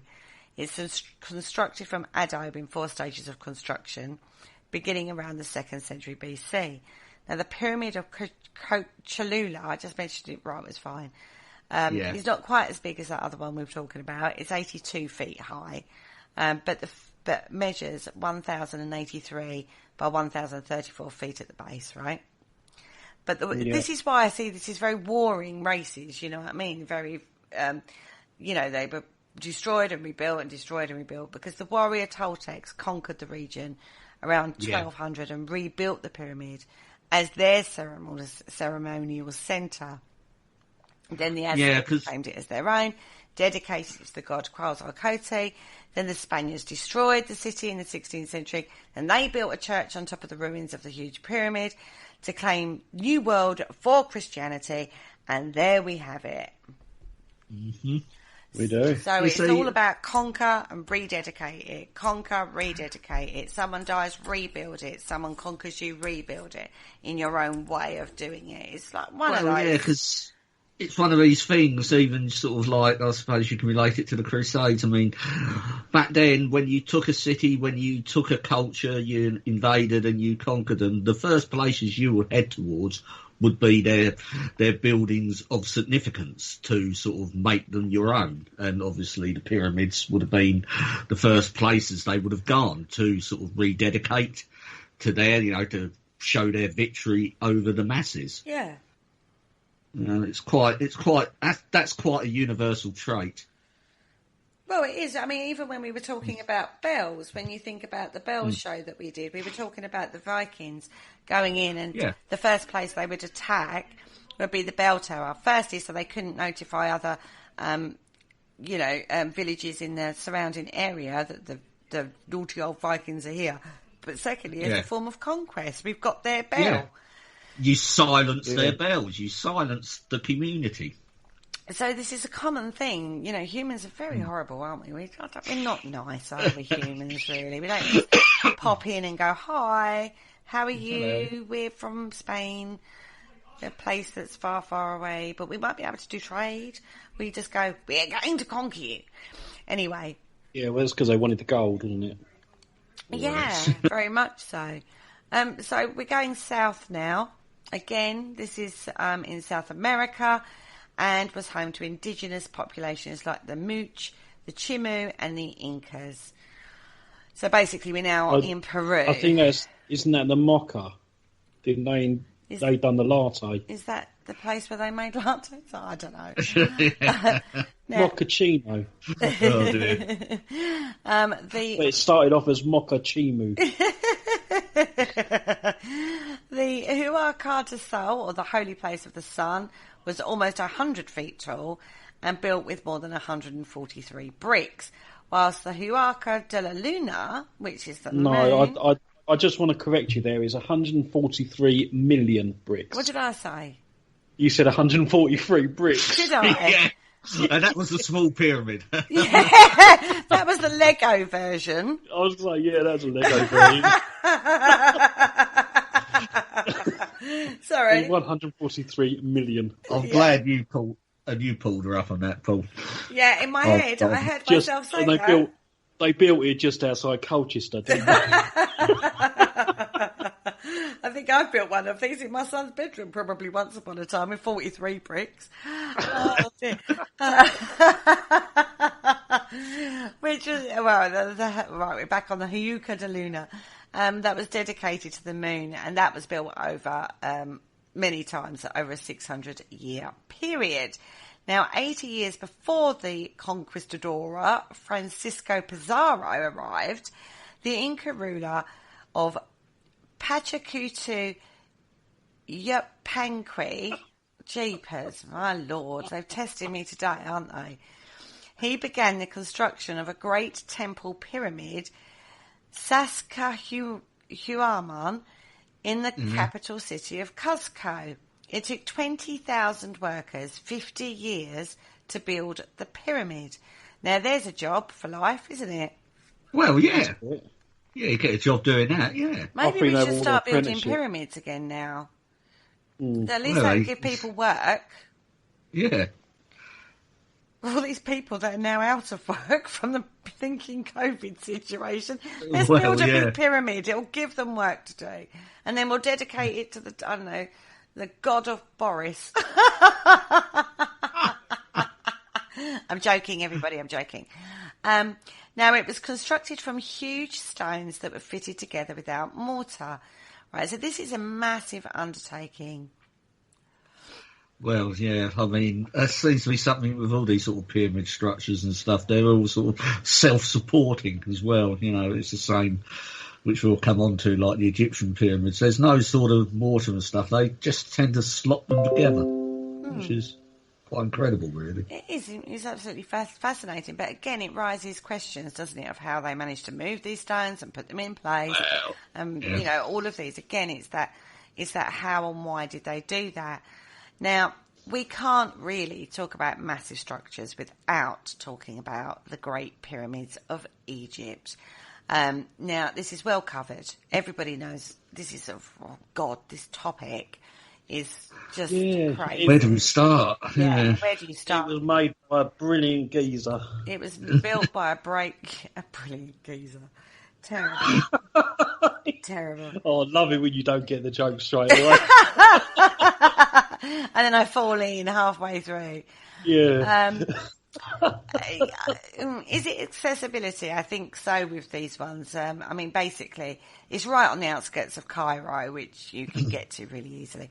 It's very disappointing, actually, because they're so on the outskirts of Cairo that you could take one shot where the pyramids look like they're in a distant desert and remote and, you know, serene. Yeah, they're certainly not. And then you flip round and literally there's the ghetto of Cairo on the doorstep. It is one of the biggest tourist hit spots in the world, and it's ruined it, quite frankly. Yes, not that I've ever actually been, but yes, I think one of the first places. I think there's only one vantage point, you know, they take all the photographs from. You know, you get, which gives them the perspective of being in the desert. But as you say, you flip the camera around, and I think one of the first one of the first buildings closest to it is a McDonald's of all things. Oh, that sounds about right. That sounds about right. Right. It is the only surviving structure out of the famed 7 wonders of the ancient world, and it was built for the pharaoh Khufu, or Cheops in Greek. Sneferu's successor and the second of the 8 kings of the 4th dynasty. Clearly I'm reading this. He reigned for 23 years, which is actually quite a very short period of time. Yeah. Don't know a lot about him. The sand wore him down. Yeah, we don't know a lot about him, apart from his legacy of this pyramid.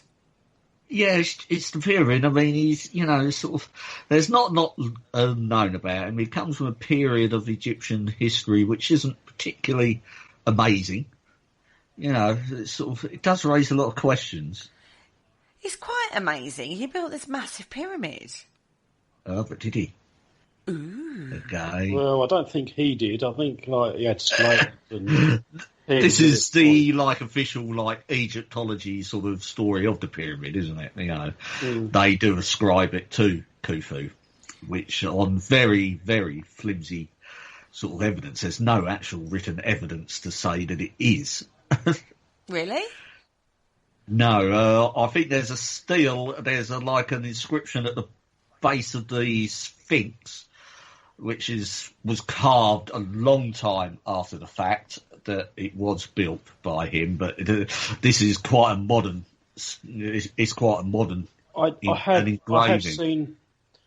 seen a documentary about the timeline of the Egyptians and the ancient Egyptians to the modern, and it is slightly out of sync with new findings that some of the archaeologists have come out with. So at the moment, the whole timeline for Egyptians are very much debated. Wow, this and is I think the it's like the problem. Ramesses II era. Yeah, I mean, they say that it might be about 700 years out, which, you know, which is, it's a fair sort of mistake. But what you've got to remember with the pyramids as well, and with Egyptology in general, it's driven very politically as well. I mean, the Egyptians have got a lot invested in their sort of Egyptian culture, the pyramids and the ruins of Egypt itself. So they are quite protective, and they are quite selective as well of what they present. And there's been a lot of questions sort of now being asked, is it actually right what they're saying? Mm. There you go. Interesting subject. But I think, that, like you say, it's an ongoing period of discovery, isn't it? They know a certain amount and they find something else, it throws it up, and all sorts of things, weird and wonderful things are allegedly being found there. And actually, isn't it Egypt that the main ancient alien theory comes from, that area? Well, certainly around that sort of area, and South America, funny enough, as well, which we was just touching on. But, and particularly around the Pyramid of Khufu, no, it's not inscribed. There's no record of it actually being built either. I mean, there's a very vague reference, I believe, but even that is that comes a long time after the fact. And it doesn't seem to sort of coincide with other tombs, with tombs we know about and stuff, because they will say that this was a tomb. But there's nothing really in it to suggest that it was. No, see, I did think that when I was reading that. I was thinking, well, first of all, what highlights it is 23 years, right? It's a massive pyramid he's built in his reign of 23 years. Yeah. If it is him. Yeah. Secondly, the 3 small pyramids were built for his queens. Naughty man had 3 women, right? Oh, yeah. 3 mother-in-laws. Oh, dear, he must have been a glutton for punishment. Well, yeah. He's the king, though. He probably could ignore those.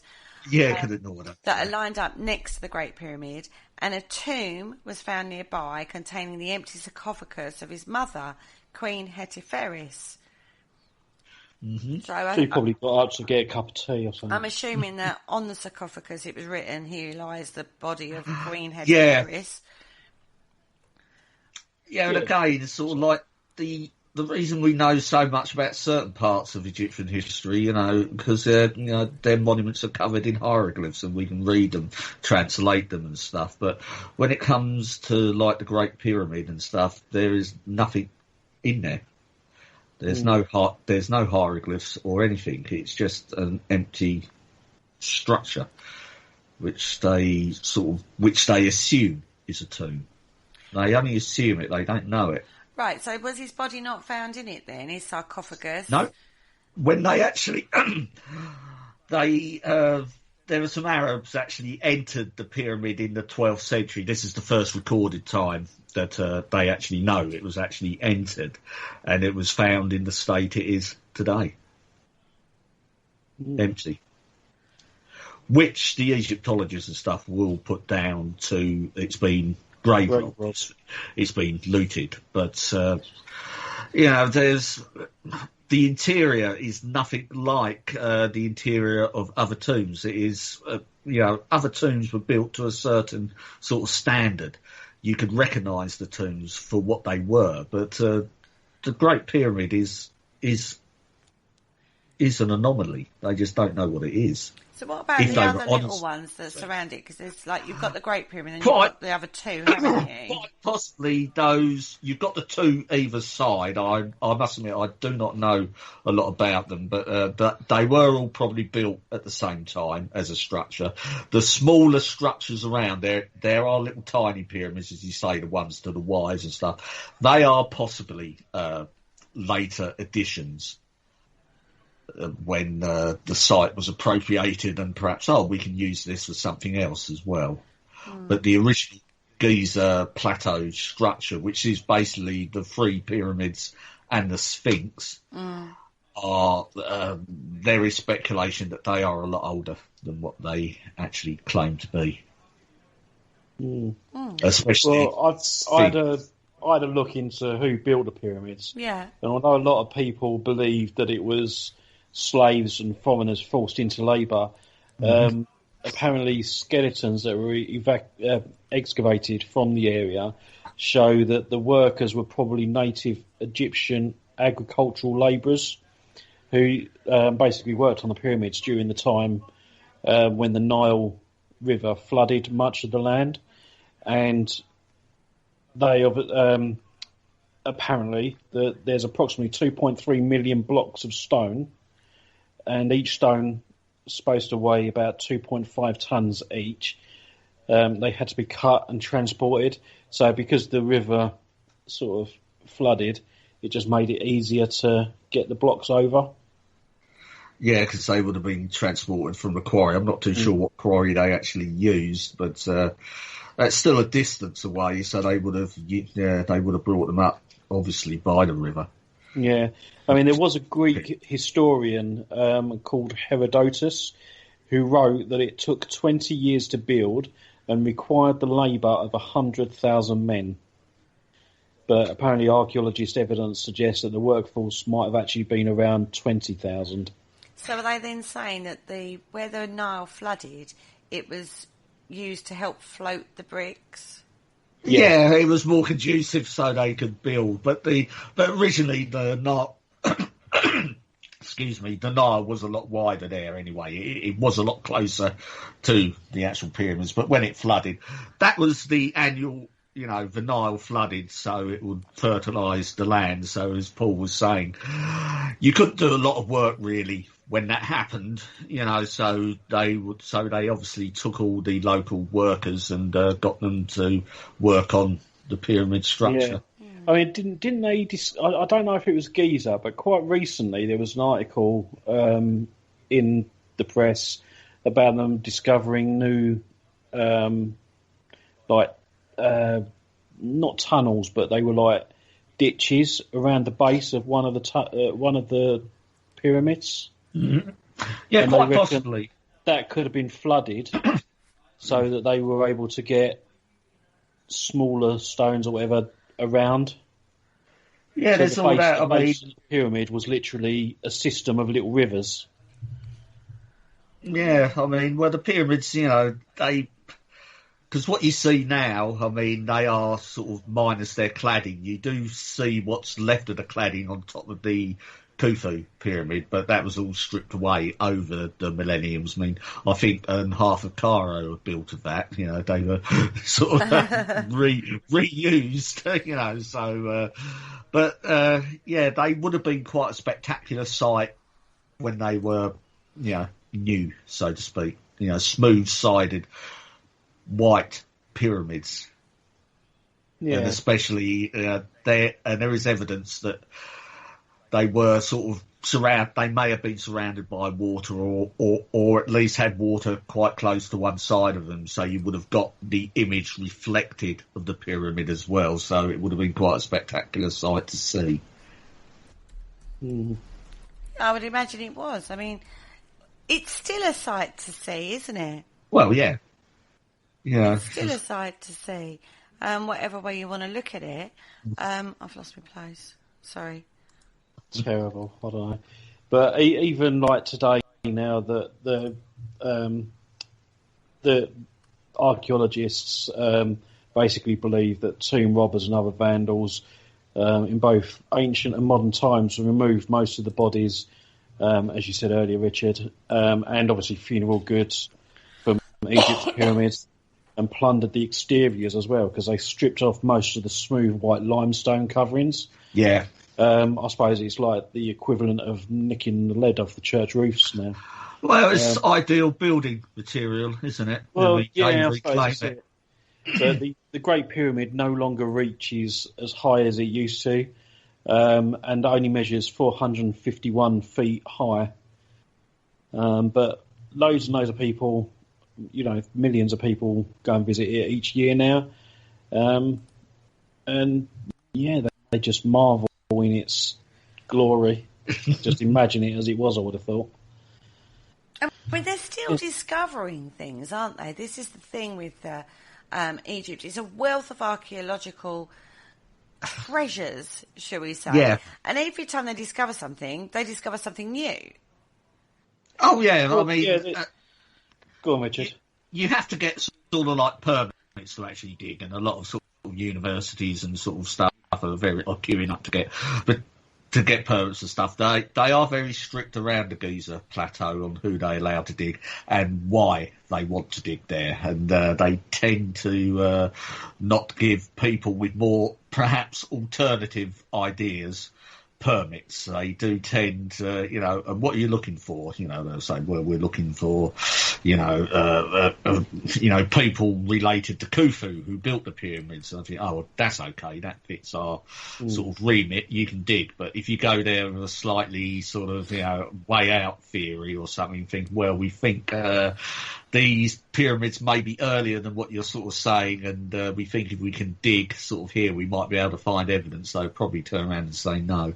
Yeah, because they're very proud of their history Yeah. as it stands. If anyone suggests that it is out, because there is a lot of work going behind the scenes and looking at evidence that's already been discovered, and they're tying it to different timelines. So as Richard said, like they were like several hundred years out in some aspects of the timeline. And it was actually a documentary I was watching on one of the streaming services, and it was about I think it was about the 40 days that Jesus was supposed to have gone out into the desert for. Mm-hmm. And they wanted to know whether that actually happened. So they looked into that, and then it crossed over into Egyptian history, and yeah, that's when they said they were out by several hundred years. Yeah, I mean, it's quite interesting, but a lot of people are actually sort of, even though the pyramids are very interesting and in themselves and stuff, I mean, there's a lot of speculation, and there seems to be a lot more evidence to suggest that the Giza Plateau, the monuments on them are a lot older, is through the Sphinx. There is a lot of sort of quite learned sort of academic people have actually looked at the Sphinx, and they see it actually, because the Sphinx itself is actually carved out of the bedrock. It's actually carving it. It hasn't been sort of built there. It was actually carved out of the original bedrock, and they are looking at that. And a lot of people have actually noticed and sort of stated that it's to do with water and erosion. And they've noticed this on the sides of the Sphinx enclosure, that it's water eroded, quite definitely, and when the night, and the only time Egypt had this sort of climate was sort of about 10,000 years ago, and they're sort of saying, people are suggesting that the Sphinx, perhaps not the pyramids themselves, but the Sphinx definitely is a lot older than what they're saying. They think it looked like Horus originally, don't they? There's loads of yes, there's loads. I mean, definitely, you look at it, the head is so out of proportion to the rest of the size. It's it's pretty obvious it's been recarved. Because it is the body of a lion. It probably they either suggest it may have been Horus, or it could have been a lion, it could have been the head of a lion there, sort of, because it does face sort of like the constellation of Taurus at a certain time. Leo, sorry, at a certain time. There are alignments there, and it would possibly make sense to have it a lion, and considering most of it is a lion, and you do actually look at pictures of the Sphinx, the modern sort of, the head on it is so out of proportion to the rest of the body. It's a lot smaller. This suggests it has been recarved into an image of one of the pharaohs. And it is quite a common thing that they used to go over the older monuments and hieroglyphics and stuff. Yeah. Well, we've talked about the helicopter. Yeah, we've talked about the helicopter hieroglyph before now, haven't we? And we know that that's not a helicopter. It's two hieroglyphs that got rewritten over, and it's only in one place. I'd just like to add that in again, because that's reoccurring. It's everywhere. What do you mean? It's everywhere. As helicopters are popping up on every Egyptian tomb going, but no, that's not the case at all. But hey ho. But yeah, we know And again, we get back to this, rewriting, rebuilding, changing what it was originally for, which makes it incredibly difficult to find out what it was originally for in the first place, or who it was for, or why they did it. And, all those things become lost in translation, don't they? And this is the problem with all the things we've talked about.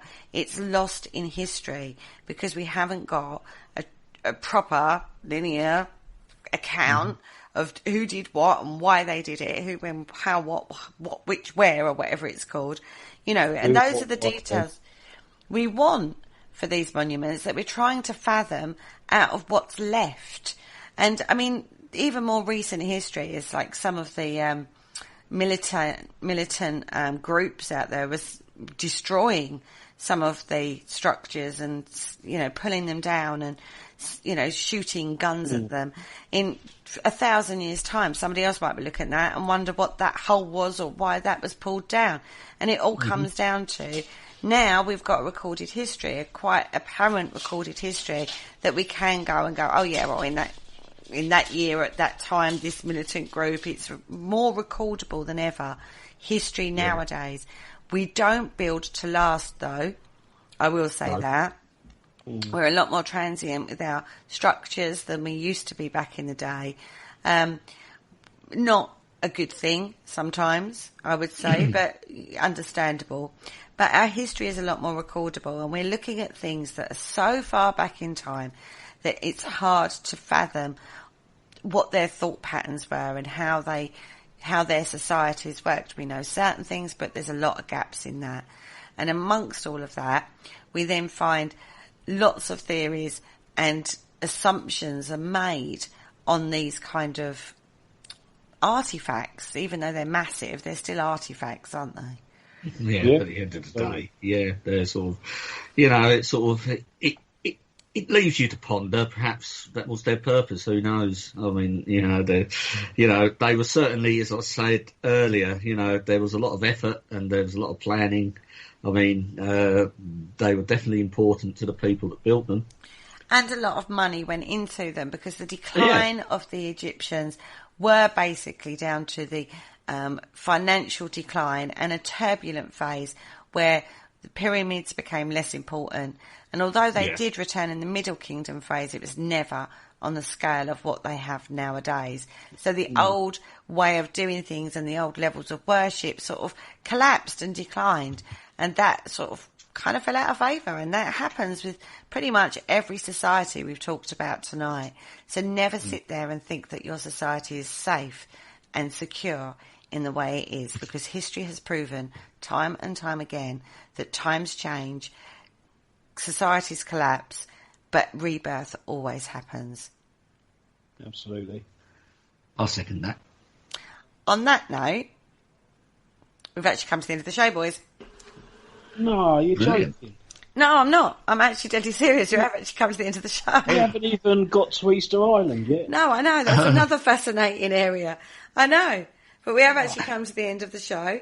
Don't forget, guys, if you want to see any of our other thoughts on various topics, you can go over to our website, which is www.paranormalconcept.com. That's correct. Very good. Thank you very much. Thank you very much.